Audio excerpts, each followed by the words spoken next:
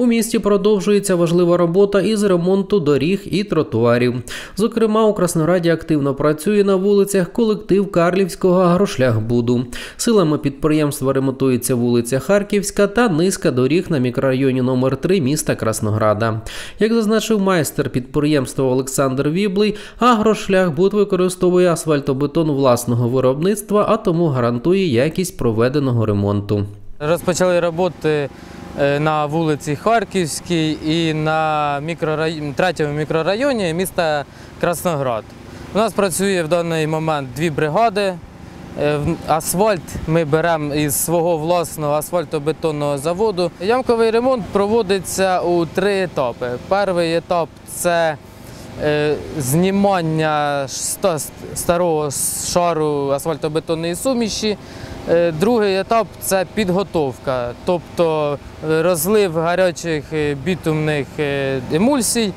І третій етап – це укладання і укатування гарячої асфальтобетонної суміші. Для нас це величенький, так би сказати, об'єм, але ми впораємося, тому що вся техніка і матеріальні ресурси у нас є. До завершення сезону всі об'єкти, які були виграні по тендерах в Харківській області, в Краснограді, будуть виконані. Красноградський міський голова Володимир Максим зазначив, що ремонт доріг у місті продовжуватиметься і в жовтні за умови, що погода сприятиме цій справі. Тривають на території міста роботи по відновленню дорожнього покриття. Я ще раз звертаю увагу, можу повторюся, але я хотів би, щоб мешканці міста розуміли, що неможливо взяти в один місяць і зробити всі дороги. Це зв'язано в першу чергу з фінансуванням, тому що ми фінансуємося і бюджет міста складається з податків.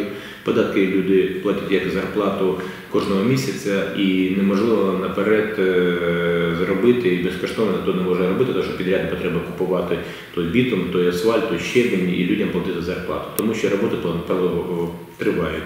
Обов'язково, і це поставлено завдання балансоутримувачів комбінату комунальних, перевіряти якість і умови, яких виконуються, тому що навіть якщо це жовтень місяць, це не повинно робити дощ, або там, де не відповідають умови термінам роботи і технології роботи. Проведені роботи по тротуару на вулиці Полтавській, приступили до закінчення алеї чорнобильців, там лишився невеличкий кусочок, але ми з'єднаємо повністю центр міста з Піщанкою.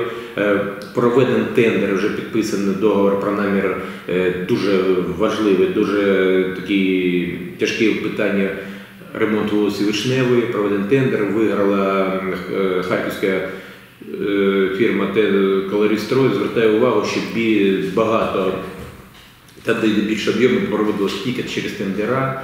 І як би хто не казав, дійсно Карлівка має пріоритет, тому що вона ближче розположена, має свій асфальтовий завод, тому інколи в тендерах вона має тільки по ціні, вони можуть трошки дешевше ставити. Але як приклад, по вулиці Вишневої все ж таки і по вулиці Шиндлера виграли харківські фірми, які поставили реальну ціну. Тендер – це є конкурсна пропозиція, і ми не маємо права впливати. Все інше йде по плану.